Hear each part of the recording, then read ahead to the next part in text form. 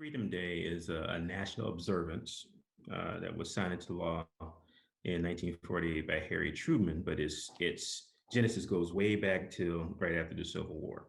There was a former enslaved person named Major Richard Robert Wright, who had this dream of commemorating freedom from all people after the war, and he started the National Freedom Day Observance Committee. They wanted to try to figure something out to celebrate freedom for all mankind, and they were leaning towards February. Well, February gets chosen. February the first gets chosen because that's the day where Abraham Lincoln signed a joint resolution to pull in the 13th Amendment, which of course is the amendment that freed all people from servitude in the United States. And so that was February 1st, 1865. Of course, it would be ratified sometime later. But that day had its significance because of what it meant to freedom for all people. And that really was in keeping of what with Major Wright wanted to see happen. Because the themes that govern Mitchellville's interpretation are democracy, citizenship, opportunity, and freedom, it just makes a lot of sense for us to do something around Freedom Day for our organization. For us, the tagline is where freedom began. And we say that's where freedom began because it was the first opportunity for Africans in America to be citizens of some place that they called their own. You know, they charted their own course. They were able to create their own laws. They built schools and churches and had businesses. And so it made sense that were able to finally kind of taste the whole concept of being American at this time in this small place in South Carolina during the Civil War, during enslavement. You had this oasis, for lack of a better term, where you could actually taste some freedom. And so I think it was uh, high importance for Mitchellville, uh, Historic Mitchellville Freedom Park, and specifically to look at the idea and the concept of Freedom Day.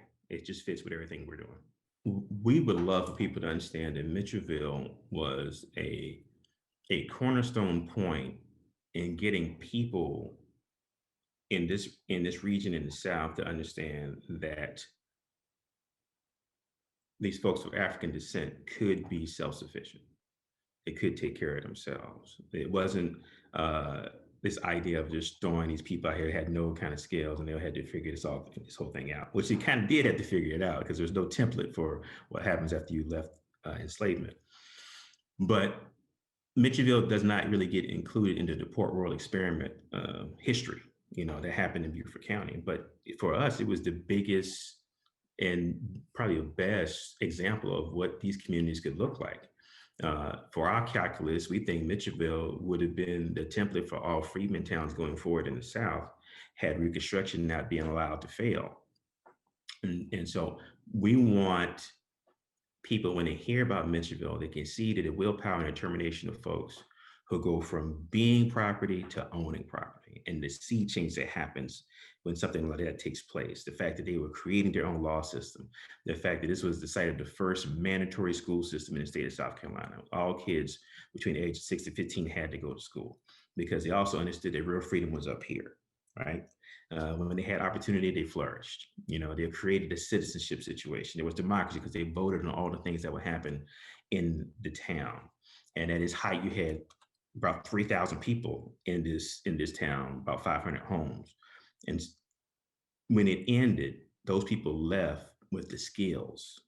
It wasn't a failed experiment. It was there for its time because it allowed people from outside the area to see, okay, they can take care of themselves. And we believe that that is a ripple effect that goes out, that radiates from out of South Carolina, the place that started the Civil War, into the next century. And so we want folks who come to Mitchellville to learn that history, but also to get this, and this is important. We would like for people who can't find hope or really not seeing hope and opportunity in their own life and into their airspace to come to Historic Mitchelville Freedom Park when it's finished and created and say, if they can do that, then I can do it too. I can make a space for myself, even though I don't think I have the resources. Or I can make a space for myself, even though I don't think I have the opportunities. I can push, I can fight for what I need to do to be a productive citizen, to have the community the way I want to have it, to have my family the way I want to have it. And so we want to inspire. We want to give some hope. We want to give some a semblance of opportunity for people that maybe can't see it.